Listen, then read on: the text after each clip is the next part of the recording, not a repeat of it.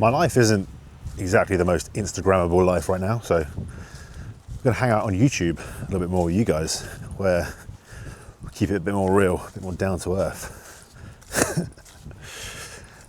I'm a 90s kid, right? So I grew up playing Pokemon.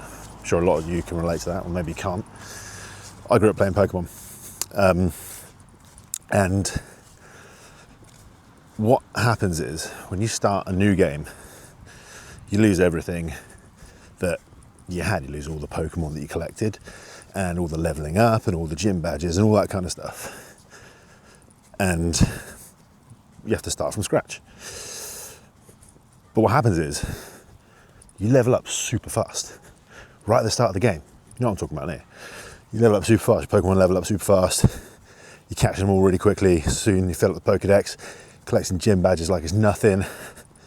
And hey, look, maybe you choose Squirtle this time because Charmander wasn't a great choice first time round.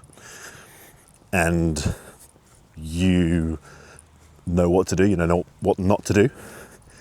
You learn from playing it the first time round, and just because you're starting over again doesn't mean you're not going to have a better time this time. Weird analogy, I know, but we can apply that to a lot of things in life, I think. I used to apply that to the gym. So I'm previously a personal trainer, now a full-time online fitness coach. And when I say to my clients who have either had a layoff from the gym for, personal reasons or injury or whatever, yeah, it can be daunting getting back into it. You're not going to be as strong as before, but you got to level up fast. Every time you go in to do a workout, you're going to perform better. You're going to get stronger. You're going to be able to do more reps. Your endurance is going to go up. You're going to become more cardiovascularly fit. Whatever you're training for, you're going to improve really fast.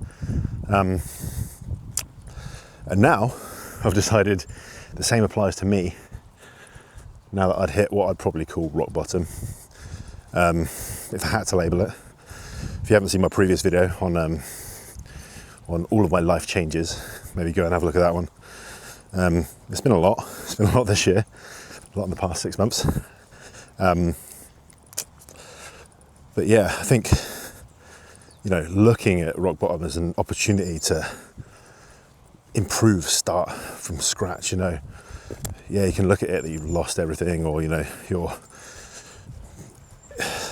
in a place of disadvantage. But if you look at it as an opportunity to learn from your mistakes, start something new, start something better, whether that's work, relationships, whether you're moving town, moving country, whether you're giving up bad habits that didn't serve you. Rock bottom doesn't just apply to drugs and alcohol use. People sort of use that term there, where you hit rock bottom because of gambling or drugs or whatever it is, those addictive traits. But sometimes it's just a product of circumstance, which is what happened to me. I lost my wife, I lost my home, and essentially my job within the space of 6 months. A lot of things that meant a lot to me. I lost my sense of self along the way as well. So that's what I'd call rock bottom for me. But we're seeing it as an opportunity to improve and build a life that is fulfilling and better and happy and successful. And I think the first thing to do is, whether this is completely a product of circumstance, whether it's been completely out of your control or not, maybe you've played a part. You probably have played a part to some degree. I have to admit that as well. I've played a part to some degree. I'm not just a victim here. But whether you have or you haven't, it's only you that can change it at this point. I'm sorry, mate, but no one's coming to save you. If you're a full-grown adult, then yeah, maybe you've got a good community around you. Maybe you can have some people step in financially or emotionally, to give you that support. But at the end of the day, it's you that's got to make the changes necessary to build a new life, a better life. exercise that control. One of the things that I've had to implement mentally is lowering my standards for what I deem to be successful, lowering my standards for success. Previously, let's take finances.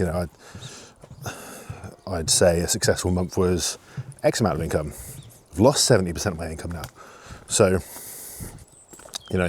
owning my own business, I have the capacity to earn more. The more I put in, the more I get out, effectively. So, maybe I'm not earning as much as before, but hey, if I'm earning 5% more than I did last month, that's a victory.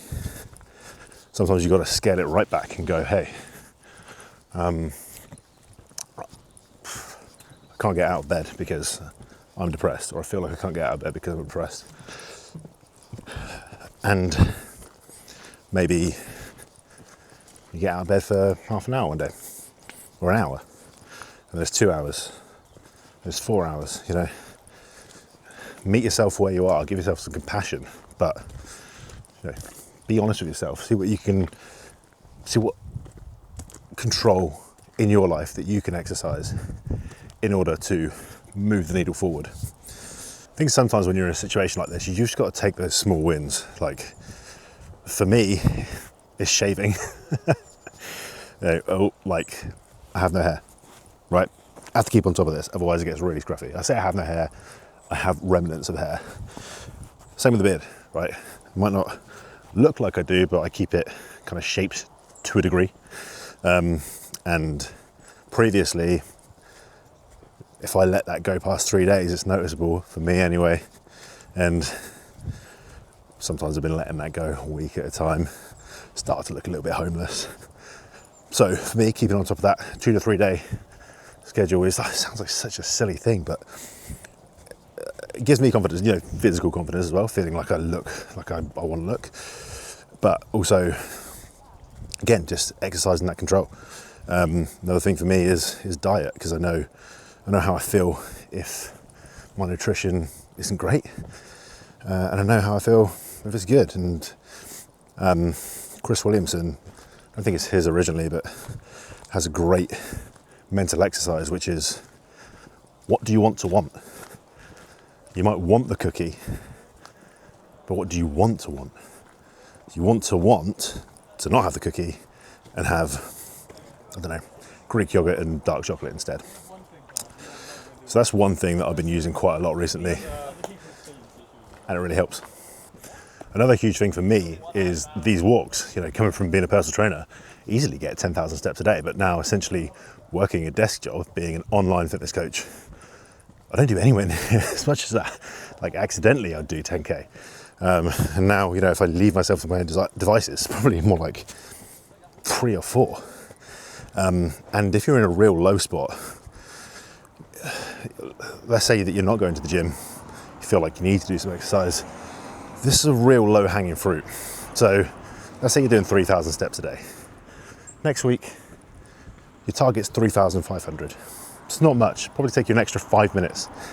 If you can, ideally, outdoors, out in nature, even better, because mentally I think that really helps me.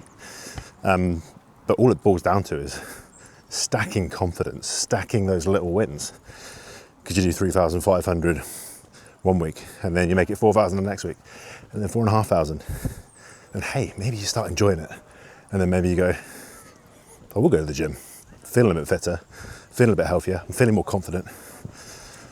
It doesn't have to be that specifically, but these are just examples of my experience, those little wins that you can stack up that really do make a difference.